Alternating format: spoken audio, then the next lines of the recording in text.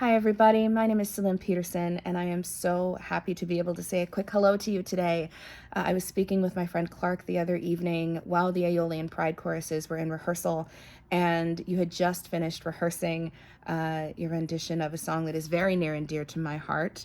It happened to be written by that guy right there. That's my dad, Oscar Peterson. I'm speaking, of course, about Hymn to Freedom, one of his most known and beloved compositions, and with great reason. Hymn to Freedom was written in the early 1960s during the height of the civil rights movement. And my dad was in studio recording for one of his most known records, Night Train.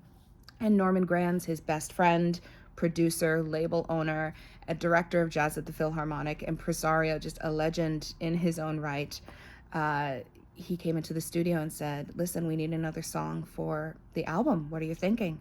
And after taking maybe a minute to think about what he wanted to do, my dad was just thinking at the forefront of his mind about everything that he had been experiencing, especially as of late, as a Black man traveling across the United States and in some cases traveling in the very deep, deep South.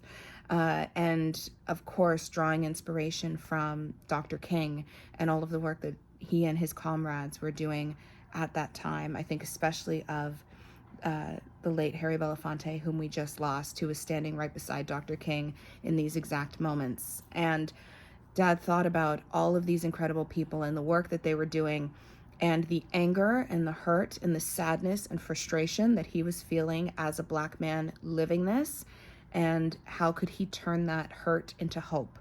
And Hymn to Freedom was born. He knew he wanted a hymn. He knew he wanted to tap in to some of his church upbringing, growing up in Montreal, going to Union United Church. They happen to be celebrating their 116th anniversary this year, which is remarkable.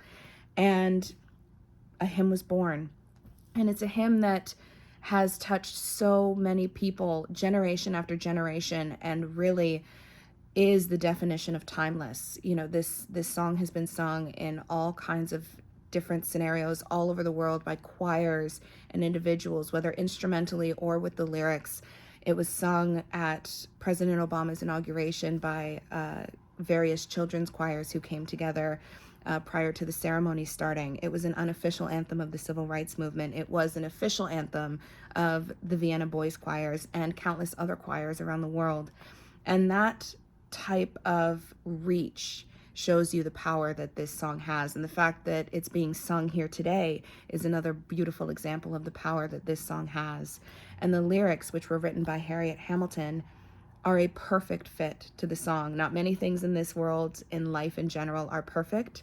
This song and those lyrics, to me, absolutely are. They speak what we need to remember, what we need to remember for our entire lives, but especially now when there's so much happening and so much confusion and so much sadness and fear and all of these things. If we can just remember that when every man joins every man and together sings in harmony, that's when we'll be free. We need to come together. You're coming together today.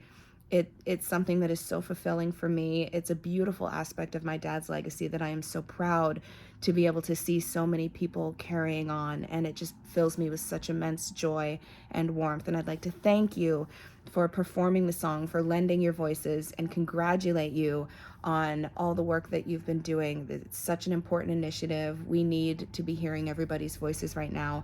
And I certainly hope that I will be able to come and hear the Aeolian Pride Choruses in person at some point.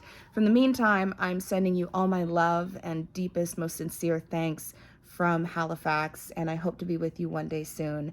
Thank you for singing the song. Thank you for lending your voices. Thank you to Clark and everybody at the Aeolian, my dear friends. I really, it's a home for me, and I'm just so happy to be able to be saying hello to you today. So thank you once again. Have a beautiful performance. I'm sending love. We're thinking of him. Have a wonderful evening. Bye-bye.